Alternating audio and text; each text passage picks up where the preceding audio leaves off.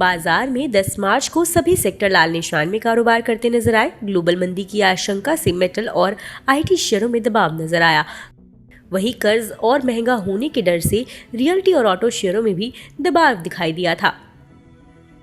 Mid cap में भी 1% की गिरावट देखने को मिली थी। डाउ फ्यूचर्स भी 200 पॉइंट नीचे गिरकर कारोबार करता नजर आया। वहीं फाइनेंशियल्स और बैंकिंग सेक्टर के शेयरों में सबसे ज्यादा दबाव देखने को मिला। बैंक निफ्टी करीब 800 पॉइंट नीचे गिरकर कारोबार करता हुआ दिखाई दिया था। HDFC bank, axis bank, ICICI bank के शेयरों में 2% के करीब गिरावट रही। वहीं पीएसयू बैंकिंग शेयरों में गिरावट रही। चलिए अब ऐसे में बताते हैं कि डीलिंग रूम्स में किन 2 स्टॉक्स पर डीलर्स ने अपने क्लाइंट्स को सबसे ज्यादा ट्रेड लेने की सलाह दी। अशोक लीलैंड। 10 मार्च को इस स्टॉक में डीलर्स ने खरीदारी करवाई।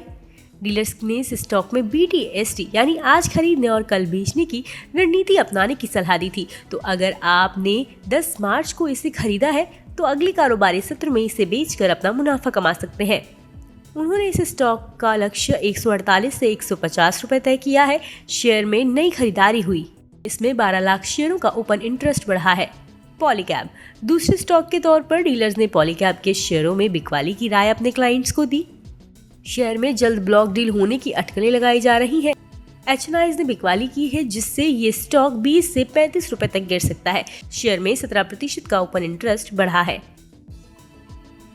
CNBC आवाज पर हर दिन एक खास शो कमाई का अड्डा में एक खास सेगमेंट डीलिंग रूम्स चेक पेश किया जाता है, जिसमें यतिन मोहता सूत्रों के द्वारा ब्रोकरेज हाउस के डीलिंग रूम से ये जानकारी हासिल करते हैं कि आज किन 2 स्टॉक्स में ब्रोकरेज ने अपने क्लाइंट्स को सबसे ज्यादा ट्रेड लेने की सलाह दी।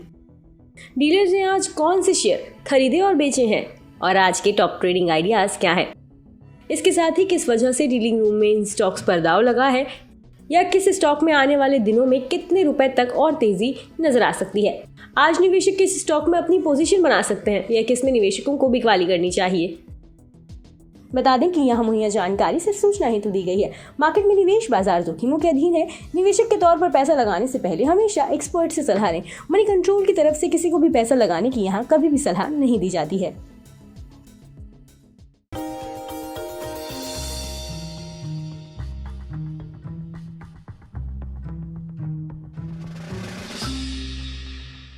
डू यू नो में आज हम बातचीत करने वाले हैं पेंट स्पेस की मेगा कंपनी बर्जर पेंट्स के बारे में। दरअसल बर्जर पेंट्स से जुड़े हुए कई सारे इंटरेस्टिंग फैक्ट हैं, लेकिन सबसे इंटरेस्टिंग फैक्ट पहले तो इस कंपनी के नाम के साथ ही शुरुआत करते हैं, जहां पर इस कंपनी का जो नाम है वो कंपनी के एक्चुअल ओनर लुइस बर्जर के नाम पर रखा गया था।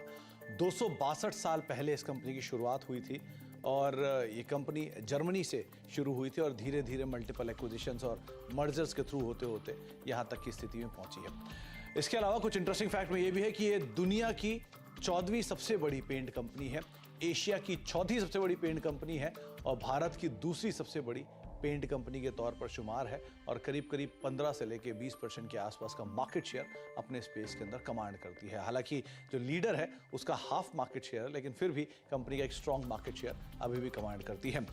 बर्जर पेंट्स इंडिया में करीब करीब 99 साल पहले से कामकाज कर रही है और एक इंटरेस्टिंग पार्ट ये भी है कि 99 साल पहले इसका नाम था हैडफील्ड इंडिया, जिसके साथ इसने शुरुआत की थी कोलकाता में और वहां से धीरे धीरे फेरबदल होना शुरू हुआ।